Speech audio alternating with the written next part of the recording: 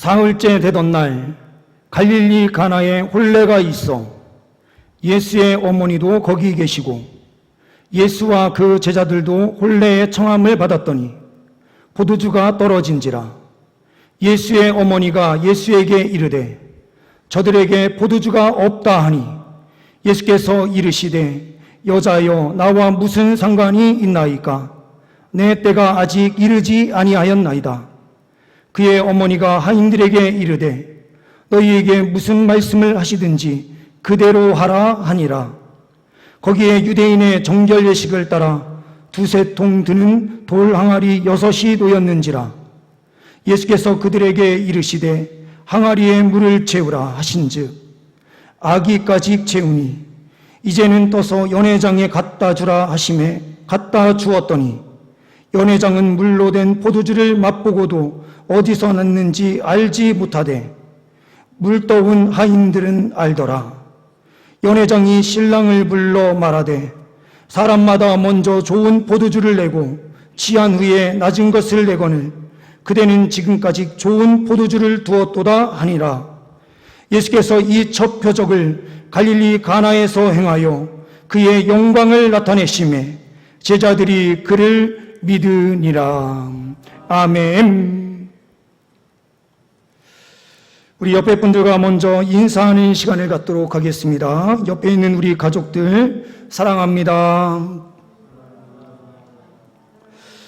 예, 한 번 더 우리 자녀들을 축복하는 시간 갖겠습니다. 축복합니다. 예, 오늘 말씀은 변화와 축제라고 하는 제목을 가지고 함께 말씀을 나누려고 합니다. 11절 말씀을 보시게 되면 표적이다라는 말씀이 나옵니다. 하나님께서 행하신 이적을 다른 곳에서는 다 기적, 이적이라는 단어인 테라스, 헬라어를 사용을 하고 있는데 오늘 말씀에서는 특별히 요한 사도는 이 기적을 표적이다라고 표현하고 있습니다. 세메이아라고 하는 단어를 특별히 사용합니다. 이 표적이라고 하는 것은 무슨 뜻인가? 표적은 이적이 분명하게 일어난 것을 말하면서 동시에 그 안에는 하나님의 뜻이 있다라는 말씀입니다. 하나님의 뜻은 무엇인가? 예수 그리스도께서 어떠한 분이신가를 분명하게 보여준 사건이다라는 의미입니다. 이러한 표적의 단어를 사용하는 것이 요한복음에는 7번 나타나게 되는데 오늘 말씀과 함께 왕의 신하의 아들을 고치는 사건, 이것은 공간과 거리를 초월한 예수 그리스도를 강조합니다. 또한 38년 병자, 베데스다 병자를 치유하시는 사건에서도 마찬가지 표적이라는 단어를 사용합니다. 이것은 38년의 기간, 시간을 초월하시는 전능한 하나님 예수 그리스도를 뜻합니다. 또한 5,000명을 먹이시는 그 사건을 통하여 양을 초월하셔서 역사하시는 분이 우리 주 예수 그리스도시다라는 것을 강조합니다. 또한 물 위를 걸으신 사건을 통하여 자연법칙까지 뛰어넘으시는 모든 통치를 하시는 세상의 창조주가 되신다라는 것을 강조합니다.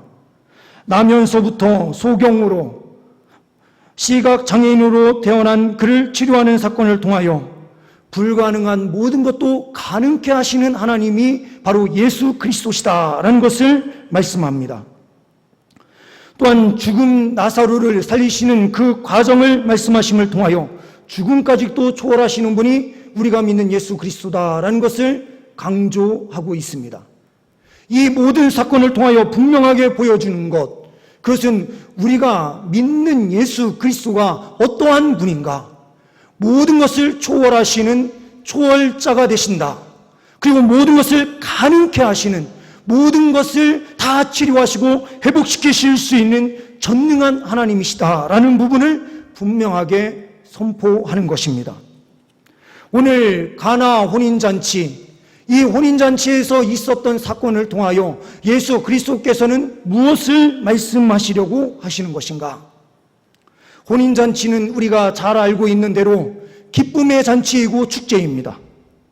그런데 이 혼인잔치는 우리가 성경 말씀을 통해서 꾸준히 보게 되면 하나님과 성도 사이를 지칭할 때에 이 신부와 신랑의 관계로 하나님을 신랑과 또한 성도를 신부로 표현하는 부분들이 많이 있는 것을 보게 됩니다. 이 혼인잔치를 통하여 하나님과 이스라엘 백성들 또한 영적인 이스라엘 백성인 우리와는 하나님과는 특별한 관계를 가지고 있다라는 것을 강조하는 것입니다. 오늘 혼인잔치는 요한 사도는 앞부분 2장에 기록을 하고 있습니다. 그런데 마태복음이나 다른 복음서를 보게 되면 이 혼인잔치가 예수 그리스도의 죽음과 연결되는 후반부에 기록이 되고 있습니다. 마태복음 같은 경우에는 마태복음 22장에 먼저 기록이 되는데요. 천국은 마치 자기 아들을 위하여 혼인잔치를 베푼 어떤 임금과 같다라는 표현을 써요. 사람들을 초청을 해서 혼인잔치에 참여하게 하려고 하는데 사람들이 각자의 이유를 대면서 그 혼인잔치에 참여하지 않습니다. 또한 마태복음 25장에서는 마치 등을 들고 신랑을 맞으러 기다리고 있는 신부들의 모습으로 성도들을 표현하고 있습니다. 마지막 종말의 그때에 주님께서 오실 그날 우리는 기름을 넉넉히 준비한 등불을 준비해야 된다. 이것을 말씀하는 장면에서 혼인잔치 비유를 말씀하십니다. 이것은 예수 그리스도의 죽음, 십자가를 앞에 놓고 주님께서 친히 말씀하시는 내용으로 나타나요. 그런데 오늘 요한 사도는 굉장히 영적인 사람이에요. 복음서를 기록하는데 다른 사도들이 볼 수 없는 관점으로 영적인 부분을 설명해요. 예수님의 사역을 시작하면서 예수님께서 오신 목적이 무엇인가? 바로 축제의 장을 열어주시기 위해서 왔다라는 겁니다. 이것은 우리가 제후에 저 천국에 들어가서 누릴 영광을 또한 상징적으로 보여줘요. 그런데 이것이 바로 예수 그리스도의 첫 사역과 연결시키고 있는 거예요. 예수님께서 이 땅에 오셔서 우리에게 축제를 열어주시고 계신다. 그 혼인잔치에 주님께서 초청을 받으셨고 예수님께서 그곳에 가셔서 역사를 베푸셨다. 가장 큰 은혜는 무엇입니까? 예수 그리스도를 초청했는데 예수 그리스도께서 친히 그 자리에 참석해 주시는 거예요. 저는 우리의 예배가 이러한 예배가 될 수 있기를 소망해요. 주님, 우리 이곳에 임재하여 주옵소서. 간절히 기도하면 우리 주님께서 친히 우리 가운데 오셔서 우리와 함께 해주시는 행복. 많은 사람들로부터 많은 축하를 받는 것도 중요하지만 전지 만물을 창조하신 그 역사의 하나님께서, 역사의 주관자가 되신 하나님께서, 우리의 창조주가 되신 주님께서 친히 오셔서 그 혼인잔치를 축하해 주신다면 얼마나 행복할까요? 이건 이루 말할 수 없는 행복일 거예요. 오늘 이 자리는 하나님과 우리 사이가 다시 회복되는 자리예요. 하나님은 우리의 신랑이 되시고 우리는 정결한 신부로 준비되어 하나님을 만나는 자리예요. 이때에 주님께서 우리 가운데 오셔서 은혜를 베풀어 주신다. 이것은 큰 은혜인 줄 믿습니다. 각자의 처소에서 모든 가정마다 드리는 그 장소에 우리 주님께서 친히 찾아가 주셔서 함께 하시고 그 예배를 받으시는 역사로 함께하여 주실 줄 믿습니다. 우리는 잊지 말아야 됩니다. 가나 혼인잔치를, 이 내용을 가만히 들여다보면 신랑 신부가 크게 부각되지 않아요. 신랑이 딱 한 번 등장하는데 그 등장은 포도주가 너무 맛있는 신선한 포도주가 만들어졌을 때 그것을 먹어본 연회장이 신랑을 불러서 이 포도주가 어떻게 된 거냐라는 질문을 던지는 그 한 부분에서만 신랑이 언급돼요. 또한 신랑과 신부가 전혀 다른 곳에서는 등장하지 않고 또한 양가 부모도 나타나지 않아요. 이것은 혼례의 주인공이 누구인가? 바로 예수 그리스도시다라는 것을 강조하는 거예요. 우리의 삶의 주인공이 누구인가요? 우리의 삶의 주인공은 신랑 신부, 어떻게 보면 우리 인간들이 주인공이 아닌가라고 생각할 수가 있어요. 그런데 오늘 말씀에 이 사도인 사도 요한이 말씀을 기록하면서 진정한 혼례의 주인공은 예수 그리스도다라고 분명하게 그 주인공을 드러내는 거예요. 우리의 예배의 중심에 우리가 중심이 되지 않기를 소망합니다. 오직 예수 그리스도만이 주인공으로 우뚝 세워질 수 있기를 소망합니다. 이곳에 또한 마리아의 역할이 나타나고 있습니다. 마리아가 포도주가 떨어진 것을 발견하고 조용히 예수 그리스도께 와서 예수여, 포도주가 떨어졌습니다. 이것은 우리가 쉽게 이해가지 않는 본문일 수도 있어요. 자기의 육신의 자녀인 예수 그리스도에게 포도주가 떨어졌다 하면 예수 그리스도께서 어디엔가 가서 포도주를 구해오는 것이 아닌 뭔가 역사를 베푸시는 창조주 하나님으로 신적인 분으로 마리아가 믿지 않았다면 이 포도주가 떨어진 것을 보면서 예수 그리스도께 와서 이것을 요청할 이유가 전혀 없는 거예요. 마리아는 육신의 부모인 것처럼 보이지만 하나님께서는 그 육신을 빌려서 예수 그리스도께서 육신을 입는 그 과정 가운데서 성령의 잉태하는 방식을 통해서 그 몸을 빌리신 것이 분명합니다. 그리고 마리아도 그 사실을 너무나도 잘 알고 있었어요. 자기가 탄생한 그 예수 그리스도, 탄생시킨 그 예수 그리스도가 나의 아들이 아닌 하나님의 아들이심을 알고 있었던 거예요. 우리가 육체적인 예수 그리스도를 우리는 믿음으로 잘 알고 있습니다. 그런데 육체적인 예수 그리스도를 아는 사람들은 대부분 이렇게 이야기해요. 교회에 가서 예수님을 믿으세요 라고 말하면 많은 사람들이 그래, 나는 예수의 그 도덕적인 삶, 그리고 다른 사람들이 따라갈 수 없을 만큼 아름다운 도덕을 이루는 그 예수 그리스도, 사랑을 이루는 예수 그리스도, 나는 그분을 잘 알아. 나는 그걸로 충분해. 그런데 나는 예수 믿는 사람들은 나는 신뢰하지 않기에 나는 교회에 갈 수 없어 라고 말을 해요. 육신의 예수 그리스도는 보지만 신성이신 전능한 하나님은 그 안에서 발견하지 못하는 사람들이 이 세상의 사람들이에요. 그런데 교회를 다니는 우리 그리스도인들 안에도 이러한 사람들이 생각보다 많이 있어요. 이 순간에도 예수 그리스도를 의지하고 예수 그리스도를 믿는 그 사람들에게 하나님께서는 기적을 베푸실 수 있는 하나님이에요. 저희 부모님께서 저희 장인어른이 암 투병 중에 계실 때에 저희 어머님께서 간절히 기도하신대요. 그러면서 저에게 전화를 하셔서 이렇게 말씀해요.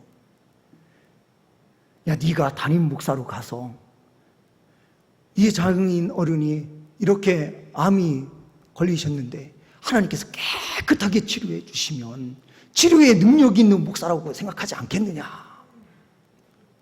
그래서 나는 간절히 기도한다. 그래서 저는 어머님께 이렇게 말씀을 드렸어요. 저는 우리 장인어른이 다시 깨끗하게 치료 안 받고 우리 교회에 함께 나와서 함께 예배 드리시면 너무나도 좋겠어요. 그런데 우리는 전적으로 하나님 뜻에 순종해야 되는 사람들이에요. 강창원 목사를 높이기 위해서 그것을 치료해달라고 기도하지 마세요. 하나님의 그 뜻을 온전히 받아들이고 하나님의 뜻이, 하나님의 때가 있는 그 시기가 치료의 때다라고 하면 분명히 하나님께서 치료해 주실 거예요. 저는 치료될 것을 믿고 기도해요. 그런데 그것이 하나님의 뜻이 아니라면 우리는 그 뜻 앞에 전적으로 순종해야 돼요. 제가 어머니께 그렇게 말씀을 드렸어요. 오늘 마리아에게도 어떻게 보면 포도주를 만들어주세요라고 하는 그 마음이 강하게 있었어요. 그런데 이 마리아는 예수님께 가서 포도주를 만들어주세요라고 말하지 않아요. 포도주가 떨어졌습니다. 그때에 또한 예수 그리스도께서 답변하는 그 답변이 또한 조금 뭔가 이해가 되지 않는 부분이 있어요. 여자요, 그게 나와 무슨 상관이 있느냐라는 뜻으로 말을 해요. 아직 나의 때가 이르지 않았다라고 말씀해요. 여기에서 여자다라고 하는 표현을 쓰는 것이 낮게 그 사람을 밑으로 보는 것이 아니에요. 어떻게 보면 이렇게 표현하는 것이죠. 저도 우리 부모님께 가끔가다 장난치면서 이렇게 말씀을 드려요. 다른 때는 어머니 이렇게 말씀을 드리다가 때로는 장난치면서 우리 김 여사님 이렇게 하면서 말을 하지만 이 말이 우리 어머님을 낮추는 말은 아니에요. 뭔가 거리를 두는 부분인 거예요. 예수님께서 마리아 그 육신적인 부모를 무시한 것이 아니라 거리를 약간 띄우는 것처럼 말씀을 하신 거예요. 그러나 존경의 의사는 분명하게 표현해요. 왜 거리를 이때는 두시는 걸까요? 지금부터 하나님의 역사를 베푸시기 위해서는 마리아의 육신적인 아들의 예수가 아니라 메시아이신 예수 그리스도로 그 사역을 수행하셔야 되기 때문에 그런 거예요. 그런데 이 이야기를 마리아는 너무나도 잘 이해한 것 같아요. 여자여라고 하는 이 표현을 쓰는 순간 마리아는 그 안에서 상처를 입지 않았어요. 하인들에게 가서 시키는 대로 다 하라라고 이야기를 해요. 하나님이신 예수 그리스도, 전능하신 주님께서 역사를 베푸실 것에 대한 믿음이 그 안에 함께 담겨져 있었던 거예요.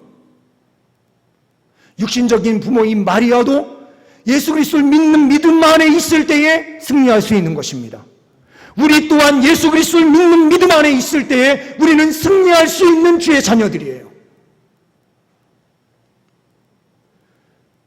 하나님께서는 자기 자신을 분명하게 드러내시면서 하나님의 그 사역을 펼치십니다.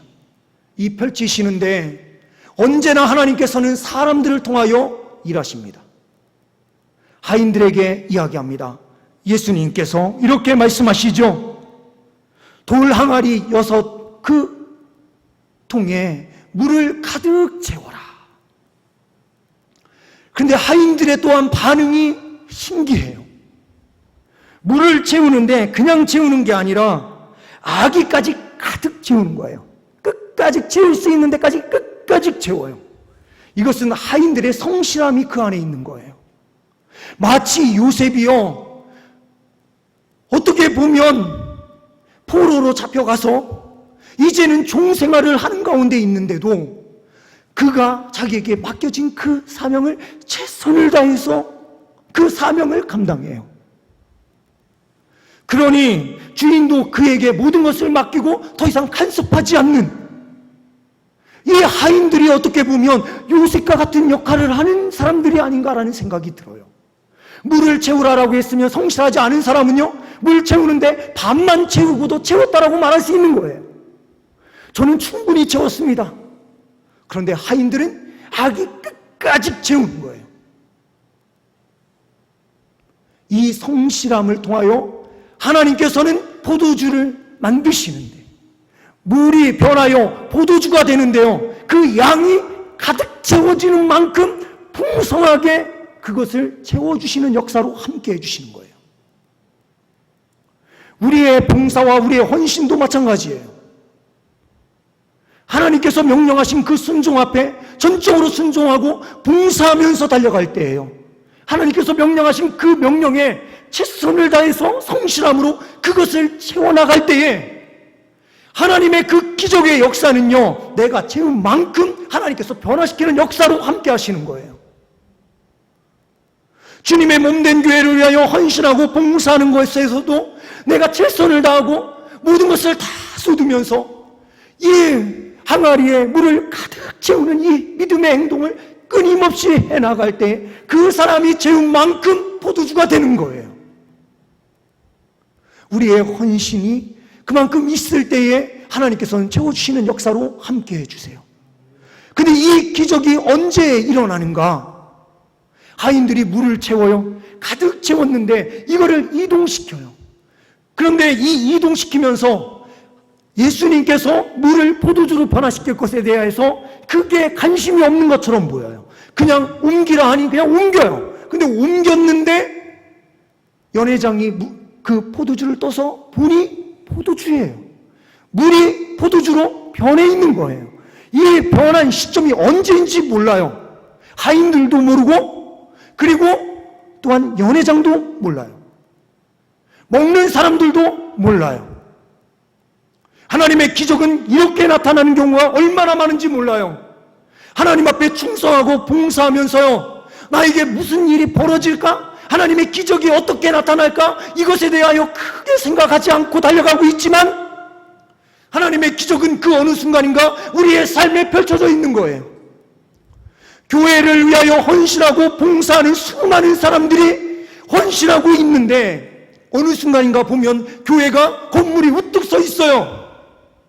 옛날에는 초라했던 너무나도 작은 교회로 시작했었던 교회가 헌신하는 자들이 그만큼 헌신하면서 어떤 기적을 바라지도 않으면서 충성되게 주님 나라를 위하여 헌신했는데 교회가 우뚝 세워져 있는 거예요. 우리의 50년의 역사가 바로 이러한 하나님의 기적의 역사라고 저는 확신해요.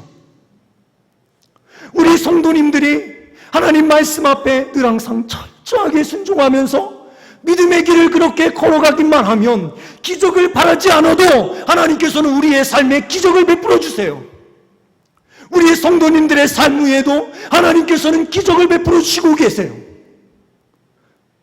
물론 우리가 전혀 알 수 없는 기적으로도 역사하시지만 또한 때로는 우리의 눈으로 분명하게 볼 수 있는 기적으로도 하나님께서 함께 하세요.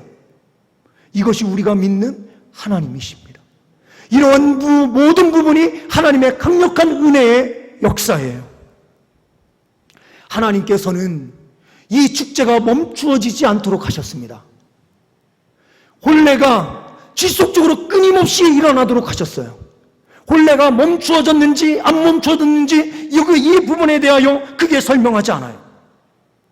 다만 예수 그리스도께서 이 첫 표적을 갈릴리 가나에서 행하여 그의 영광을 나타내셨다라는 거예요.